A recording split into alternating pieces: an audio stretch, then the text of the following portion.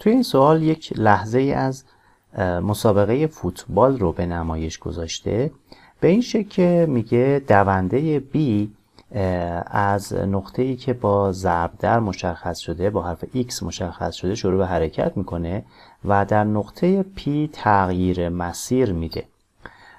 ضمناً سرعت این دونده هم برابر 7 یارد بر ثانیه هست. از طرف دیگه در لحظه که این دونده شروع به حرکت میکنه، توپ فوتبال توسط ناظری که در نقطه Q قرار داره با سرعت 100 فوت بر ثانیه پرتاب میشه به سمت دونده B. حالا صورت سوال از ما میخواد که زاویه‌ای که بایستی این توپ پرتاب بشه، یعنی زاویه آلفا رو پیدا بکنیم، ببینیم با چه زاویه بایستی این توپ پرتاب بشه تا توپ بخوره به دونده B و ضمناً سرعت نسبی توپ رو نسبت به دونده B پیدا بکنیم، یعنی VA نسبت به B رو پیدا بکنیم. خب شکل رو من مجدد بازنویسی بکنم. ما محور مختصات XY رو داریم، محور مختصات XY رو بکشیم به این شکل. این محور Y هست، این هم محور X و نقطه P، نقطه‌ای که دونده توش تغییر جهت داده رو هم مشخص بکنم. این محور X. حالا نقطه‌ای که دونده توش تغییر جهت داده، نقطه P رو هم مشخصش بکنیم. نقطه P این نقطه باشه، فرض کنیم این نقطه باشه و نقطه‌ای که این توپ به دونده برخورد میکنه، یعنی نقطه B رو هم فرض میکنیم که اینجا باشه. این هم نقطه B و نقطه QB هم به همین ترتیب. این هم نقطه QB. پس اینجا نقطه P هست، جایی که دونده تغییر جهت داده و نقطه برخورد هم نقطه انتهایی اینجا باشه. اینجا هم نقطه A یا نقطه شروع حرکت توپ باشه. این زاویه رو هم داریم آلفا که صورت سوال از ما این زاویه رو میخواد. اول این رو میدونیم که 1 یارد، هر یارد برابر هست با 3 فوت. خب سرعت دونده B VB برابر هست با 7 یارد بر ثانیه که میشه 21 فوت بر ثانیه. پس سرعت دونده B 21 فوت بر ثانیه است. خب دونده B مسیری که داره طی میکنه به این شکل هست و برای اینکه بتونیم مجهول مسئله یعنی آلفا رو پیدا بکنیم، میایم سرعت این دونده رو حساب میکنیم. منتهاش سرعت دونده یا مسافتی که این دونده در حال حرکت هست X برابر هست با VT، سرعت ضرب در زمان. مسافتی رو به ما میده که این دونده حرکت میکنه. خب از نقطه P اگر من این قسمت از مسیر رو بخوام مسافتش رو، چون ما نمیدونیم که توپ در چه مسافتی یا در چه نقطه‌ای برخورد میکنه به این دونده، اگر من این مسافت رو بخوام نشون بدم، این مسافت مقدارش میشه 21T یا V ضرب در T، مسافتی که این دونده حرکت میکنه تا توپ بهش بخوره. پس 21T میشه این تایم، این زمان. از طرف دیگه این طول، زمانی که توپ پرتاب میشه به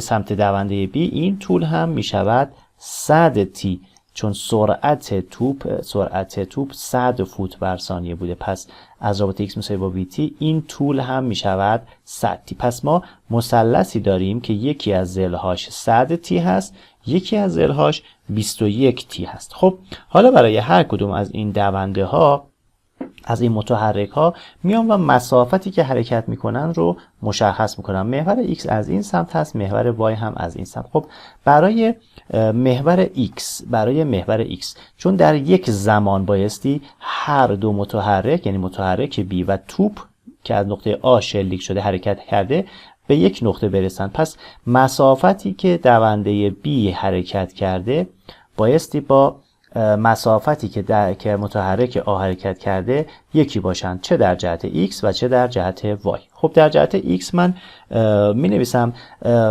دونده B در جهت X چقدر حرکت کرده؟ یه 15 یارد داریم که هر یاردی 3 فوت هست، پس میشه 45 فوت.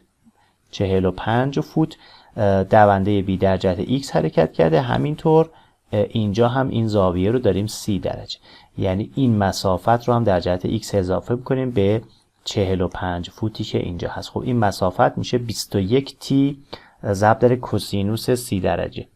21t پس به اضافه 21t ضرب در سینوس 30 درجه در جهت x هست به ضرب در سینوس 30 درجه. این میشه مسافتی که دونده B در جهت x حرکت کرده. حالا این رو با مسافتی که توپ حرکت میکنه مساوی قرار میدم. مسافت توپ میشه 100t ضرب در کوسینوس آلفا که آلفا رو نداریم، یعنی در اصل این طول رو مساوی قرار دادیم. در جهت y اگر بنویسیم دونده B توی نقطه انتهایی که قرار میگیره بایستی من 15 یارد رو یعنی 45 فوت رو منهای این ارتفاع بکنم، چون در جهت y در حال حاضر توی این نقطه قرار داره. پس ارتفاعش هم میشه 21t مسافتی که روی این مسیر حرکت میکنه ضرب در کوسینوس 30 منهای 21t کوسینوس 30 درجه مساوی با خب حالا توپ چقدر حرکت کرده؟ توپ هم برابره با 100t ضرب در سینوس آلفا ارتفاع این مثلث 100t سینوس آلفا. خب دو تا رابطه داریم، میتونیم طرفین این دو تا رابطه رو از هم کسر کنیم، یعنی این دو رابطه رو از هم کم میکنیم، رابطه بالا منهای رابطه پایین. اگر این کار رو انجام بدیم میشه این 45 ها ساده میشه 21t سینوس 30 درجه منهای منها هم پشتش داره، پس میشه به اضافه 21t کوسینوس 30 درجه مساوی با سمت دیگه تساوی 100t رو فاکتور میگیرم، 100t میشه کوسینوس آلفا منهای سینوس آلفا. خب میتونیم سمت چپ رو مقادیرش رو فاکتور بگیرم، میشه 21t در سینوس 30 درجه به اضافه کوسینوس 30 درجه مساوی با 100t در کوسینوس آلفا منهای سینوس آلفا. خب میتونیم این تی ها رو از طرفین با هم ساده کنیم و مقدار سینوس سی به اضافه کوسینوس سی رو هم حساب کنیم. اگر این مقدار رو حساب بکنیم ضرب در 21 بکنیم به این شکل رابطه ساده میشه کوسینوس آلفا منهای سینوس آلفا بایستی برابر باشه با ساده سازی اگر انجام بدیم برابر باشه با ممیز 287. خب حالا بایستی مقدار آلفا رو از این رابطه به دست بیاریم.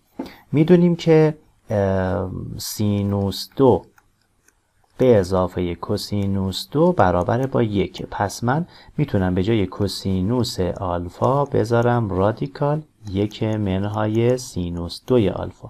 خب جایگذاری بکنیم توی این رابطه میشه 1 رادیکال 1 منهای سینوس 2 برابر هست با این سینوس آلفا رو میبرم سمت دیگه برابر با ممیز 287 به اضافه سینوس آلفا حالا دو طرف رابطه رو به توان 2 میرسونم، میشه 1 منهای سینوس 2 آلفا مساوی هست با طرف دیگه تساوی، میشه ممیز 287 به توان 2 که میشه ممیز 0 824 به اضافه ترم دوم یعنی سینوس آلفا به توان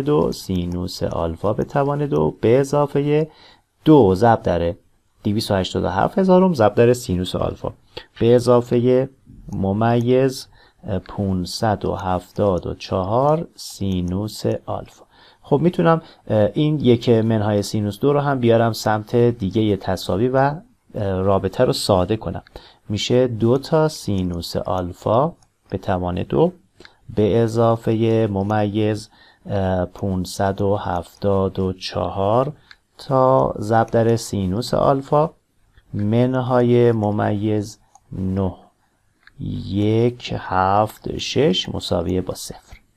خب حالا این رابطه بایستی حل بشه. میام به جای سینوس آلفا فرض میکنم سینوس آلفا x باشه.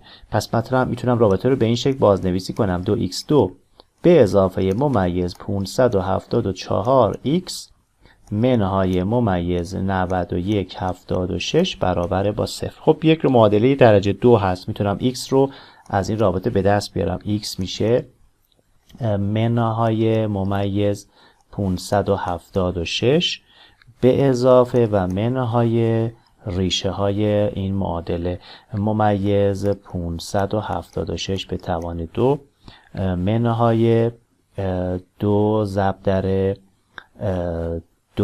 2 میشه 4 منهای 4 ضرب در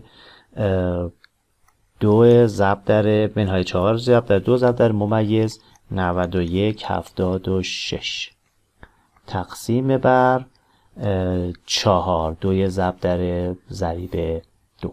خب اگر این رابطه رو حساب کنیم یه مقدار منفی پیدا میکنه. اگر مقدار منفی رو در نظر بگیریم با مثبت هم یک مقدار دیگه پیدا میکنه. یعنی اگر حساب بکنیم جوابش یک ممیز 549 خواهد شد. یه منهای ممیز 835. حالا کدومی که از این دوتا جواب هست؟ ما x رو پیدا کردیم و در اصل سینوس آلفا رو پیدا کنیم. بایستی سینوس معکوس بگیریم از این تا مقدار آلفا به دست بیاریم. خب با مقدار منفی زاویه منفی به ما میده و این غلط میشه. پس با مقدار مثبت بایستی مقدار آلفا رو حساب کنیم. پس سینوس آلفا برابر هست با ممیز 549 چون آلفا قراره زاویه مثبتی باشه. 549 و آلفا رو میتونیم از این رابطه به دست بیاریم. آلفا میشه 33 ممیز 3 دهم درجه. این زاویه آلفا. پس توپ بایستی با زاویه آلفا پرتاب بشه.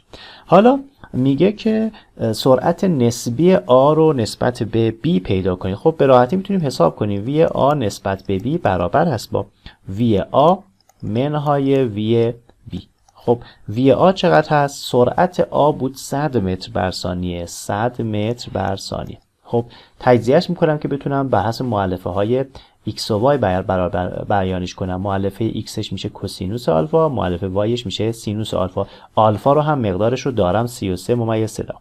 پس 100 ضرب در کوسینوس 33 و 3 دهم آی به اضافه با سینوس 33 و 3 دهم جی.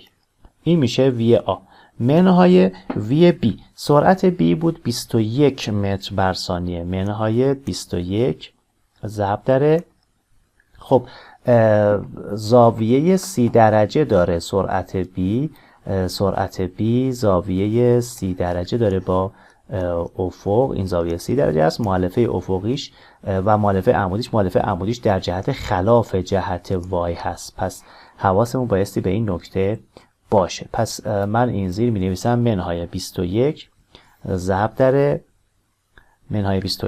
در سینوس 30 درجه در جهت آی منهای کوسینوس 30 درجه در جهت جی پرانتز بسته. خب میتونیم این عبارت رو حساب کنیم و آی و جی ها رو با هم جمع کنیم و ساده سازی بکنیم. پس وی آ نسبت به بی می شود اگر حساب بکنیم 73 ممیز 1 دهم آی منهای به اضافه 73 ممیز 1 دهم جی.